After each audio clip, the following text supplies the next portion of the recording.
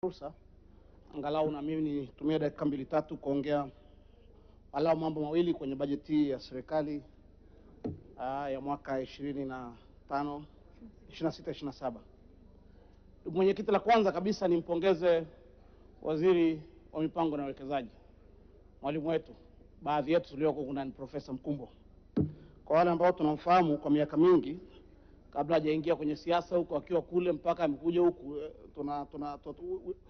tuko impressed na consistency prof, kwamba angalau kuna baadhi ya mambo ambayo ulikuwa unayasemaga huko nje wakati huo na nini, lakini leo tunayaona kwamba mpata nafasi ya kuwa kama waziri na kwa kweli unayaweka into practice. Kongole na hongera kwa hilo. Kuna jambo moja nyeti sana umelizungumza kwenye hotuba yako, habari ya kuweka mazingira rafiki ya ufanyaji wa biashara. Nchi yetu imekuwa na regulatory authorities na organs ya bodies nyingi sana huko nyuma. Tunaanzisha biashara yako, hujakaa vizuri, wamekuja OSHA. Hujakaa vizuri, wamekuja halmashauri. Hujakaa vizuri, zimamoto. Hujakaa vizuri, TRA. Hujakaa vizuri, sijui nani. Siku hizi naambiwa mpaka na kwenye saluni BASATA, sijui nani. Sasa angalau hili la kusema kwamba mnapunguza utitiri wa regulatory authorities na organs, kwa kweli litakuwa ni jambo zuri na litaweka mazingira mazuri na rafiki kwa wafanya biashara. Lingine ambao tumeliona ni habari ya kupima, kupanga na kumilikisha ardhi kwa Tanzania. Mimi ni mjumbe wa kamati ya bunge ya kudumu ya ardhi, maliasili na utalii, ndugu mwenyekiti, na mpango ulipokuja kwenye kamati yetu tulijadili na tulipokea kwa furaha kubwa sana. Moja ya changamoto ambayo tumekuwa nayo kama taifa na hususan young democracies, nchi nyingi zinazoendelea, ni kwamba kila siku itokayo kwa Mungu tunajenga.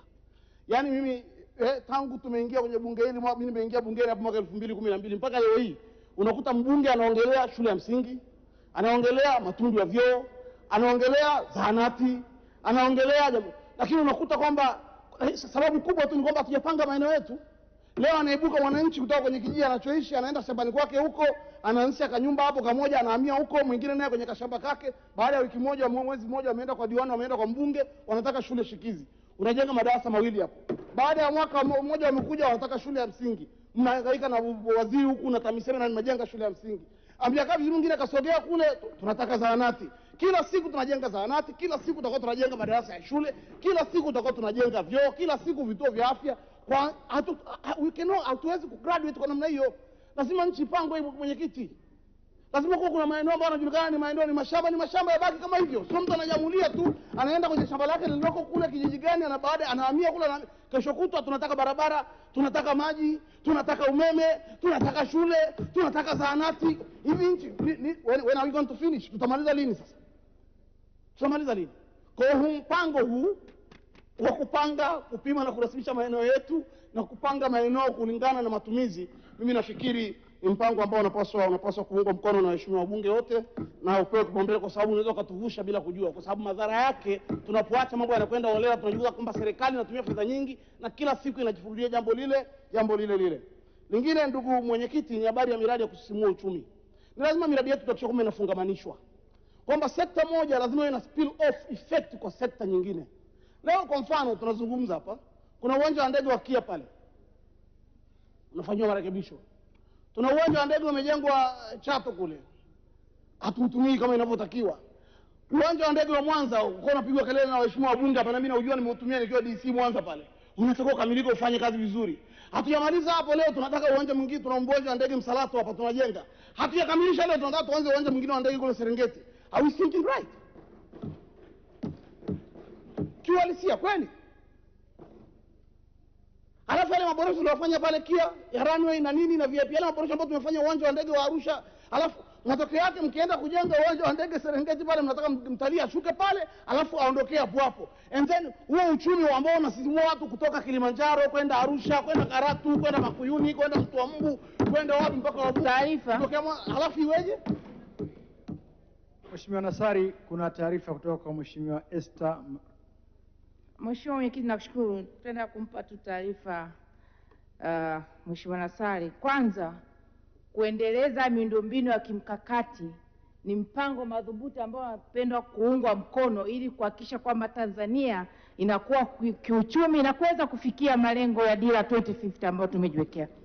Lakini pili, naona akifanya sana reference na uwanja wa ndege wa Serengeti.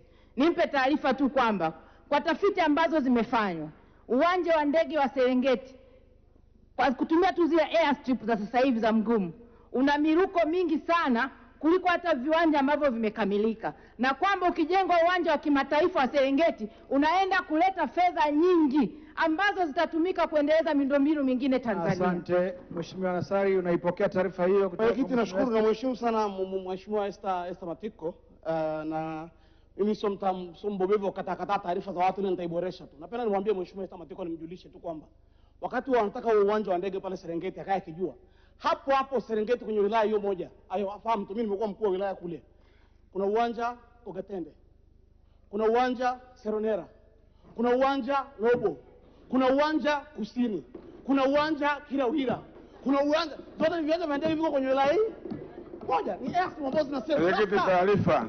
Mkisema kwamba Mwenyekiti, taarifa. Taarifa mwenyekiti, taarifa. Mwenyekiti, taarifa. Taarifa mwenyekiti, taarifa. itakuwa taarifa ya mwisho hiyo. Mheshimiwa, Ngoja Mheshimiwa Itara atutoe taarifa kwa mimi hata hivyo Mheshimiwa Mwenyekiti. hapa Mheshimiwa. Umefanya vizuri, mimi ndo senior hapa. Mheshimiwa Itara. Mwenyekiti. Mheshimiwa Itara aliyepewa kutoa taarifa ni Mgore kule mama wa Serengeti. Asante Mheshimiwa Mwenyekiti, naomba nimpe taarifa Mheshimiwa Nassari, viwanja anavyoviongelea vya Serengeti ni airstrips, sio viwanja vya ndege. Pili, uwanja wa ndege wa Serengeti ni uwanja ambao tumeinadi ilani yake ya 25-30. Kwa hiyo au intervene na viwanja vya Arusha wala vya Kilimanjaro, na ndio maana kiwanja cha Kilimanjaro kinapokea watalii wengi na manufaa yake yanazunguka Tanzania nzima. The same kwa uwanja wa Serengeti. Asante Mheshimiwa Nassari, unapokea taarifa hiyo. Nimesema kwamba sio nia yangu kulumbana na waheshimiwa wabunge, lakini ambao tukifanya kitu huko ndani tumfanye kila mradi kimkakati. Kwa mfano nikuulizie tu. Naomba uendelee na mchango wako. Ndio naendelea mwenyekiti na mchango wangu. Umepokea taarifa lakini? Sipokee mwenyekiti. Haya, endelea na mchango. Naendelea vizuri sana. Nachokisema ni kwamba ni ukweli zile ni airstrips. Na tunachotaka kujenga bali ni uwanja wa kimataifa. So I understand, mimi ni mtu kwenye sekta inaelewa vizuri sana. Mheshimiwa Mwenyekiti, taarifa. Kwamba lazima kila kitu tunachokifanya. Mwenyekiti, taarifa. Taarifa Mheshimiwa. Kwa mfano, Waheshimiwa watu elewa. Mwenyekiti, taarifa. Mheshimiwa Nassari, hebu subiri. Waheshimiwa, kwenye swala la uwanja wa ndege wa Serengeti sipokee taarifa zaidi. Naomba uendelee na mchango wako, achana na hiyo hoja. Mwenyekiti, naendelea. Ningewashauri watu mkoa wa Mara kweli kama wanataka kusisimua sekta ya utalii kwenye eneo lao. Huko mpango ambao umeletwa na serikali kupitia Wizara ya Maliasili na Utalii.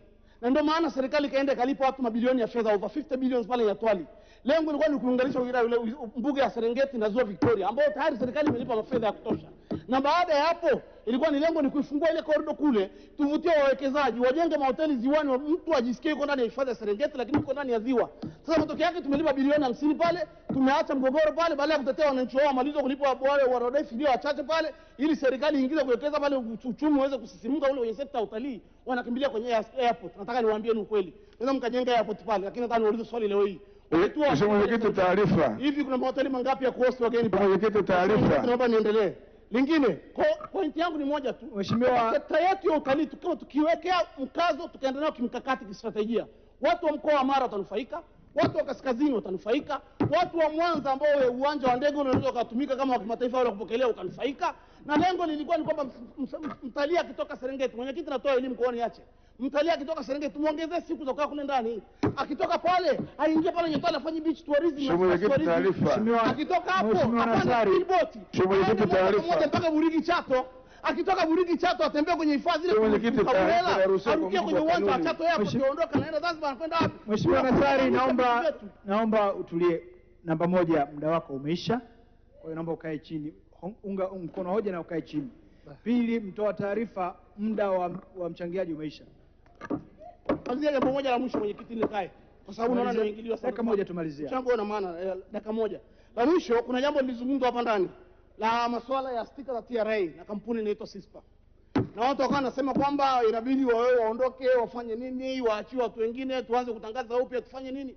Mwenyekiti wazungu anakuambia hivi, don't fix it if it's not broken. Ukiangalia fees ambazo zinachajiwa kwa nchi zetu za Afrika Mashariki. Taarifa mwenyekiti. Mheshimiwa Nassari, muda wako umekwisha. Unarudi kule. Muda wako umekwisha. Fix it if it's not broken. Tukae na wale watu chini, tuzungumze nao kwenye makubaliano ya mkataba, wajenge kiwanda ndani ya Taarifa nchi, mwenyekiti. tutoe ajira kwa watu wetu. Taarifa mwenyekiti. Muda wako umeisha, naomba ukae chini. Lakini tukiamua tu kwamba